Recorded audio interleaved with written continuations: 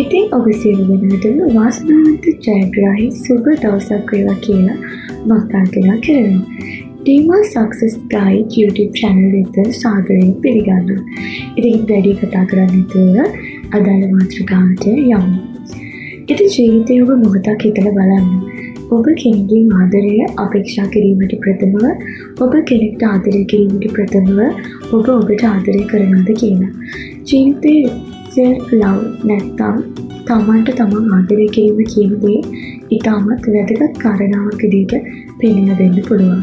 තමන් තමන් පරිස්සම් කරගන්නවා නම්, තමන් තමන්ට ආදරය කරනවා නම්, තමන්ට ජීවිතේ හැමදේම දරාගෙන දිගු ගමනක් යන්න පුළුවන්. එය පියවර ඔස්සේ අපි සාකච්ඡා කරමු. කාර්යබහුල සංකීර්ණ සමාජයේ කායික මානසික ව්‍යාකූලතාවෙන් ජීවත් වෙන පුද්ගලයන්ට විනෝදාස්වාදය කියන්නේ අත්‍යවශ්‍ය කරුණක් කියලා අප සියලු දෙනාම දන්නවා. ඉතින් ජීවිතයේ කාර්යබහුල භාවයෙන් විවිධ ක්ෂේත්‍රවල රැකියා කරන, අධ්‍යාපනය ලබන ඔබ සෑම සියලු දෙනාටම විවේකය අවශ්‍යයි. ජීවිතයේ එදිනෙදා ඔබ ජීවිතය ගත කරනකොට යම්කිසි කාල පරිච්ඡේදයක් ඔබට නිමාඩුවක් දෙන්න. එය ඔබ කෝපි පානයක් පානය කරනවා වෙන්න පුළුවන්. තමන් හස්කන සින්දුවක් අහනවා වෙන්න පුළුවන්. යාළුවෙක් කතා කරනවා වෙන්න පුළුවන්. ඉර බැස යනවා බලනවා වෙන්න පුළුවන්. කුමන හෝ ආකාරයකට තමන්ට විවේකයක් දෙන්න. විවේකයේ තුලින් කාය මනස දෙකම නිරවුල් වෙනවා. එවිට ඔබට අලුත් සිතුවිලි ඔස්සේ අලුත් අරමුණු කරා යාමට ඒ හේතුවක් වෙනවා. ඔබ ඔබට ආදරේ නම් ඔබට මොහොතක් විවේකයක් සාර්ථකත්වය අපේක්ෂා කරන ඔබ පළමුවෙන්ම ඔබ නිරෝගී පුද්ගලයෙක් ලෙස යහපත් සෞඛ්‍යයක් පවත්වා ගන්න ඕනේ. මොකද ලොකු හීන දකින්න, ඒ වෙනුවෙන් මහන්සි වෙන්න, කැපකිරීම කරන්න උත්සාහයෙන් නැගී සිටින්න ඔබ නිරෝගීමත් පුද්ගලයෙක් ලෙස දෙපයින් මේ මහ පොළොවේ හිට ගන්න ඕනේ. ඉතින් අපි හැම සිල් දෙනාම දකින දෙයට ආසයි. මේ මොහොතේ දකින දෙයට ආස වෙලා බඩින් පල්ලයට දාලා ඔබ ලෙඩෙක් වෙලා ඔබට ගමනක් යන්න බෑ.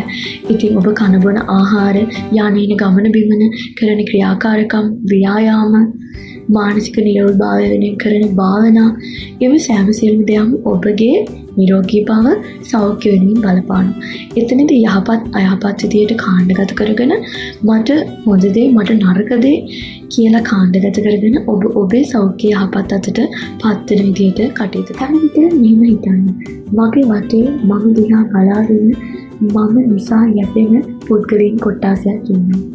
මම මට ආදරය කරලා මම පරිස්සම් වුණොත් මගේ වටේ ඉන්න අය සතුටින් ඉන්නවා.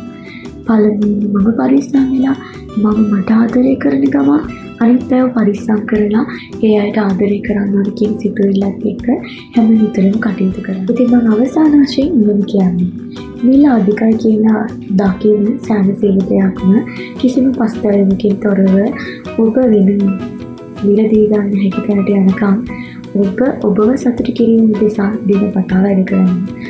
ඉතින් මා සමග සම්බන්ධ වූ සියලුම දෙනාට සුබ දවසක් ප්‍රාර්ථනා කරන ගම මගේ YouTube channel එක subscribe කරන ලෙස කාර්යනිකව ඉල්ලා සිටිනවා. ඉදිරියේදී තවත් වීඩියෝ එකකින් හමු වෙමු. ඔබ සියලු දෙනාටම වාසනාවන්ත සුබ දවසක් වේවා. මම මද